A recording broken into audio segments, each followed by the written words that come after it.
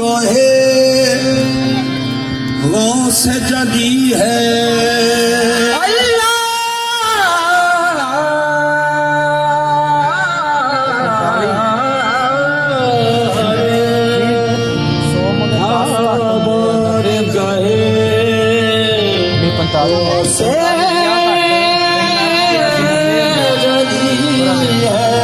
गर्दन को झुकाए हुए हर एक बली है, हर गांव पे सजदे की तमन्ना है जबी को।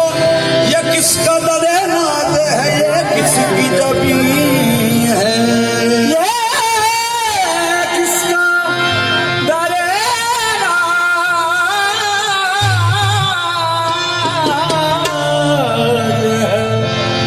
है, ये किसकी गली है। लिल्ला एक मेरी फरियाद सुनना, तेरा नाम है रोशन ज़मीर। कहंदे मेरी बिगड़ी क्यों नहीं बदल देंगे तुसी तकदीर। कहंदे मेरी बिगड़ी क्यों नहीं बदल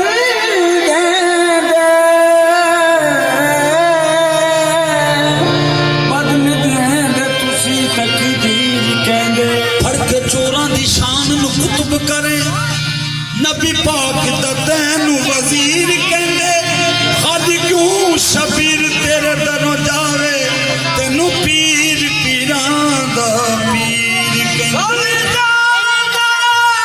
तू शबीर जावे, तेनू पीर पीरां दा पीर। कहंदे गौसो सकलैन दा धोबी सी ते सरकारां दे ओ कपड़े धोंदा सी, नौकर सी, काम कार करदा सी ते वक्त नज़ारा आया ते मर गया। मुनकर नकीरा ने पूछा, महल्ले दे विच रोला पै गया कि धोबी मर गया। उन्होंने कहा केड़ा धोबी मर गया? उन्होंने कहा यार वो अत्ता धोबी मर गया जिहड़ा हजूर गौस पाक दे कपड़े धोंदा सी। सारे पिंड वाले गए, दफन किया, कबर दे विच दाखिल करके चले गए। तो मुनकर नकीर आ गए तो उन्होंने पूछा मन रब्बों का, तेरा रब कौन है? मन दीनों का, तेरा दीन कौन है? मन इस्लामों का, तेरा इस्लाम की है? कहंदा यार ना तो मैनू रब दा पता, ना मैनू रसूल दा पता, ना मैनू इस्लाम दा पता। मैनू तो एक गल दा पता कि मेरा रब रसूल दीन ईमान गौस। तो फरिश्तियां ने अल्लाह पाक जाके कहा भी यार असी सरकार इन्होंने को पूछने कि तेरा रब कौन है, तेरा दीन कौन है? सानू कहता मैं बंदा ही गौस दा। उन्होंने कहा एक बार फिर जाओ उन्होंने को दोबारा पूछो। फिर पूछा हाँ भी दस तेरा रब कौन? कहता बार बार पूछने का फायदा नहीं, मेरा रब रसूल दीन इस्लाम गौस। फरिश्ते गुरज मारन लगे ते अखां बंद के कहंदे या गौसल आजम मेरी मदद फरमाओ। ते हजूर गौस पाक कबर दे विच दाखिल हो गए। तो जो दाखिल होए तो मुनकर नकीरा ने पूछा सरकार तुसी? सरकार कहंदे साडे कपड़े आदि ने ले गया धोंदा, असां दफ्तर नामां दा धो दिता। धोबी की अर्ज करदा मैनू जग ए कहंदा सारा, मैनू जग ए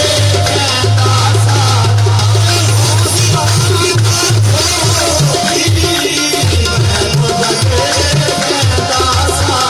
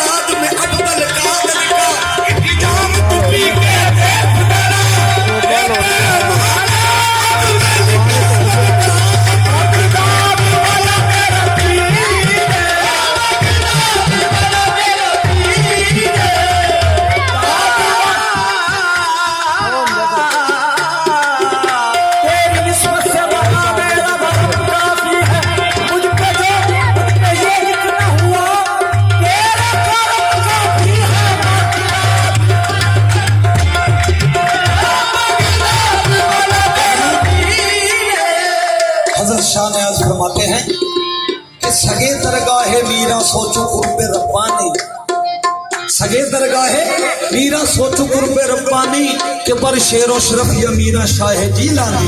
ए बगदाद वाला मेरा पीर, बगदाद वाला मेरा पीर,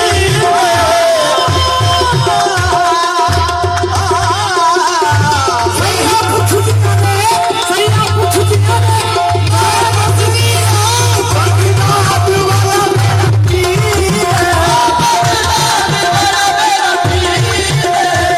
हिसाब कर नकीर तू, बगदाद वाला मेरा